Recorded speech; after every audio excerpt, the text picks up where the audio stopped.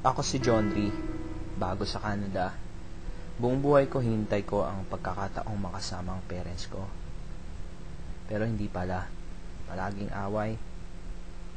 Away dyan, away dito. Ano ang problema mo? Ano mangyayari sa usapan natin ito? Wala kang kwenta. Mas mabuti palang nasa Pinas na lang ako. Pero hindi rin pala ganun. Ganito yon dahil sa imbitasyon sa akin.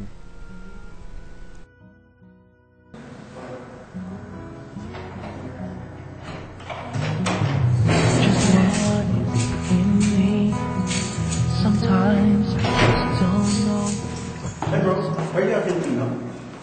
Yes, yes, Hey, ewan nga pala, taga-Kapitdor. si John Ree. Oh. Meron kasi kaming happening sa taas Nakita ka actually last week pa kita nakita Kasi bagong lipat kami. Oh yeah? Meron kasing happening sa taas, baka gusto mo sumama sa amin. Yun naman ba? Hindi, kainan, pero may word of God and you will enjoy for sure. Ganun ba? Busy ako tsaka may gagawin ako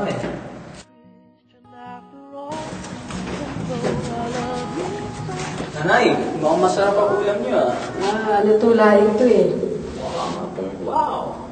Gusto mong sumama sa Bible study namin? Ay, akala ko bibigyan niyo ako. Hindi may busy pa po kasi ako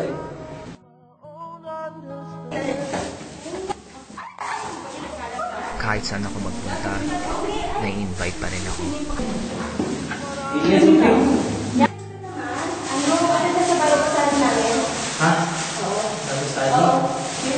Sa Discord, kung nakilala mo si Stefan.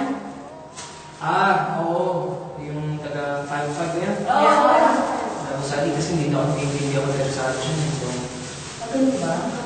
May pag-ibig kaya hindi ka to talk to you guys. Sige. Hello, Kuya John Ree. Hello? Nakuha po namin yung number niyo sa mami mo. Gusto ko sana may imbitahin sa Bible study namin mamayang gabi. May gagawin kasi ako pasensya na lang. Before we end, Lord God, we pray for John Ree. Here in my heart, so close, I believe you're holding. I believe that Jesus rose from the dead, I believe that Jesus rose from the dead, and now I'm saved. and now I'm saved. Thank you, Lord. Thank you, Lord. Thank you for your invitation. Thank you for your invitation. Give me the chance to know you from this day on. Give me the chance to know you from this day on. In Jesus' name, In Jesus' name, amen.